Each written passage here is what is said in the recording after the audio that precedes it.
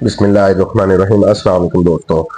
नाज़रीन, health minister साहब ख्वाजा इमरान नज़ीर साहब हैं, इन्होंने DHQ हॉस्पिटल हाफिजाबाद का दौरा किया। इनके साथ सायरा अब्दुल तारड़ साहिबा और शेख गुलजार साहब भी मौजूद थे। हाफिजाबाद के कुछ अहम साफ़ी जो सीनियर साफ़ी हैं वो भी इनके साथ मौजूद थे। तो इन्होंने फिर आवाम में मास्क भी तकसीम किए। जिस तरह आप लोग जानते हैं कि आजकल एक बड़ा मसला बना हुआ फूक का, खासतौर पर पंजाब में।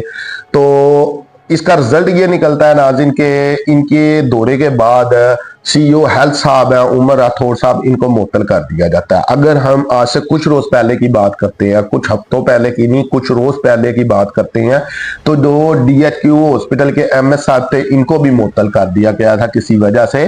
गालबन वो इंसुलिन ना देने की वजह से इनको मुअत्तल किया गया था कि अवाम तक ये इंसुलिन नहीं पहुंचा पा रहे।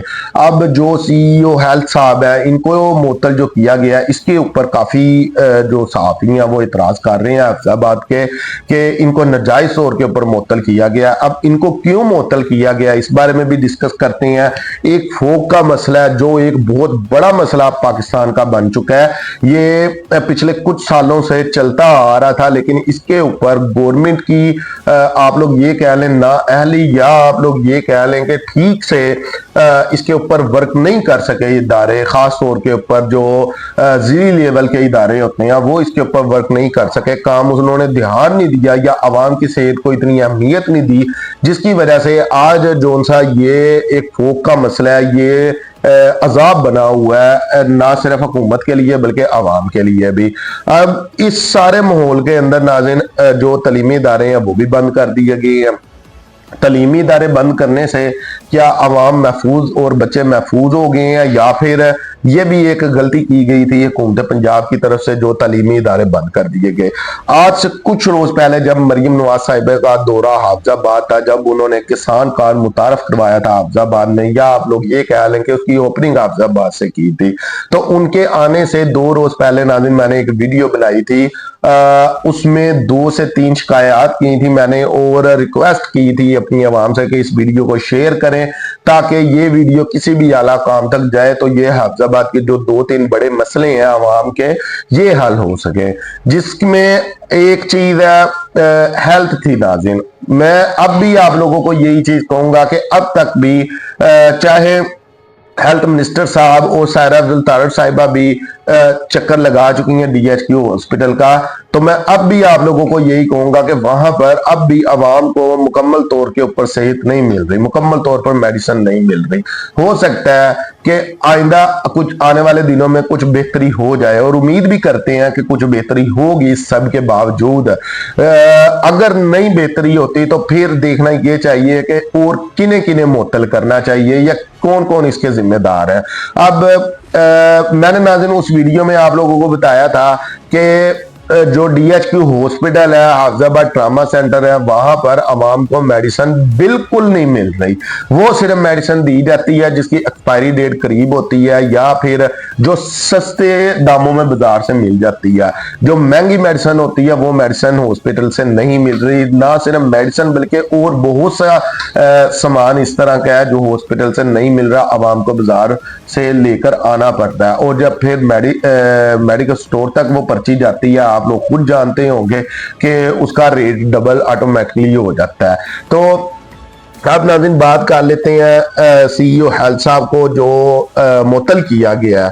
तो मैं यहाँ पर आप लोगों को एक वीडियो दिखाना चाहता हूँ हेल्थ मिनिस्टर साहब की, जिसमें वो डांट रहे हैं CEO हेल्थ साहब को, और किस वजह से डांट रहे हैं ये आप लोग देखिएगा।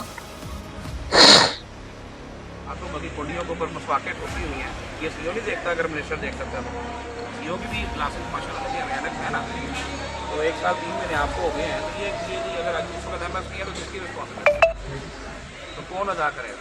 मैं करूंगा ये जी। तो आप लोग इसमें देख सकते हैं कि जो ख्वाजा इमरान नज़ीर साहब हैं ये डांट पिला रहे हैं CEO हेल्थ उमर राठौर साहब को।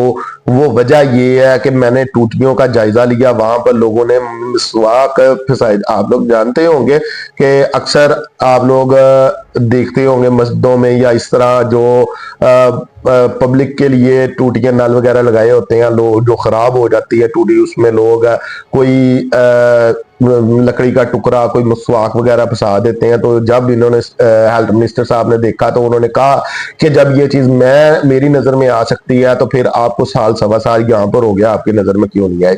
ये कोताही थी, बिल्कुल कोताही थी सीईओ साहब की।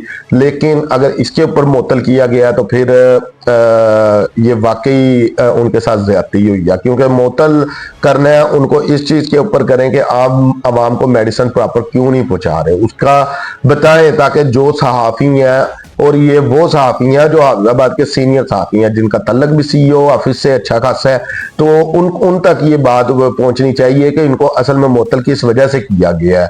तो ये जो फिर एक कंफ्यूजिंग है सहाफी बरादरी में, वो शायद दूर हो जाएगी। लेकिन जैसे मैंने आप लोगों को पहले बताया कि मेडिसिन बहुत कम मिलती थी, मेडिसिन नहीं थी मिलती, और इसका कंट्रोल भी जाता था सीईओ हेल्थ साहब के ऊपर। उनको इस चीज की देखभाल करनी चाहिए थी, वो सारी जिम्मेदारी इनके ऊपर जाती है। लेकिन ये जो मिसवाक, फसादी, टूटियों में इस तरह की चीजें हैं, इस चीज का तो हिसाब बनता है वहां के जो सिक्योरिटी वाले हैं उनसे पूछा जाए कि ये कौन लोग हैं जो इस तरह की चीजें आकर यहाँ पर कर जाती हैं, तुम लोग क्या सोए होते हो। खैर चले, बहरहाल कुछ गलतियां थी सीईओ साहब की भी, जिसकी वजह से हेल्थ मिनिस्टर साहब उनके ऊपर भड़के होंगे और उनको मुअत्तल कर दिया होगा। अब जो दूसरे सीईओ साहब आते हैं, उम्मीद करते हैं कि हाफिजाबाद की आवाम के लिए वो अच्छा काम करेंगे और हर एक बंदे को हर मेडिसिन जरूर मिलेगी।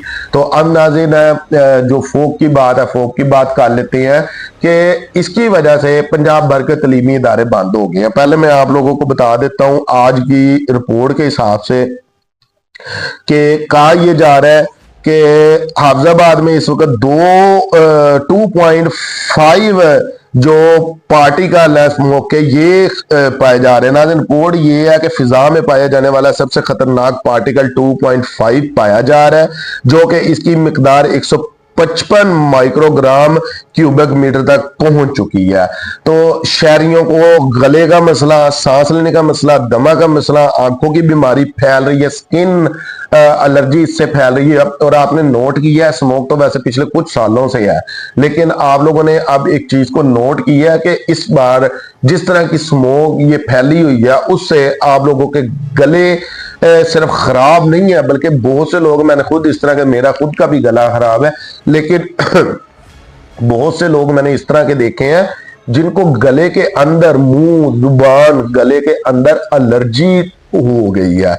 जैसे स्किन एलर्जी होती है ना, तो रैशेस वगैरह इस तरह की चीजें, और फिर आंखों की एलर्जी बहुत ज्यादा हो गई है। और आप लोग नोट कर रहे होंगे कि आंखें हैं जो सी जलती हैं, इसमें जलन होती है आंखों, इससे इस मरतबा स्मोक से आंखों में जलन होती है। और अगर आप बाइक के सफर से कहीं से आ रहे हैं तो फिर आप लोगों को फील ये होगा कि आपका जो सा चेहरा है, आपके जो से हाथ है, वो जल रहे हैं।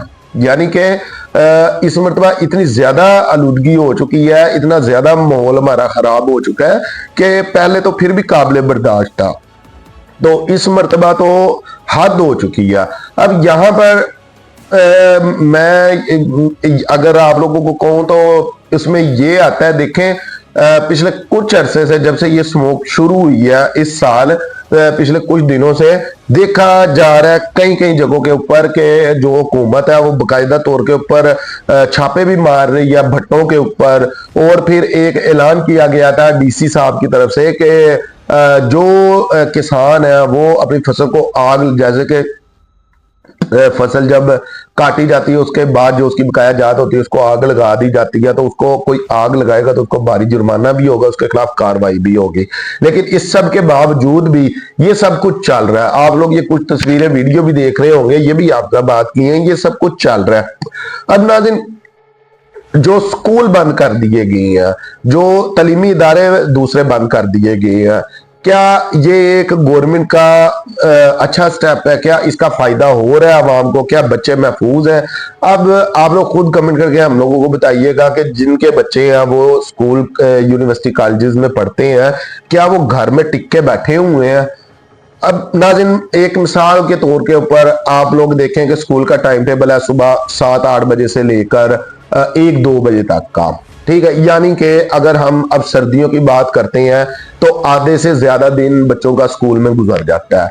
तो गर्मियों के दिन बड़े होते हैं, सर्दियों के दिन छोटे होते हैं। तो अब हम 1 से 2 बजे 8 से 2 बजे तक का भी अगर टाइम लगाते हैं ना, तो आधे से ज्यादा दिन गुजर चुका होता है।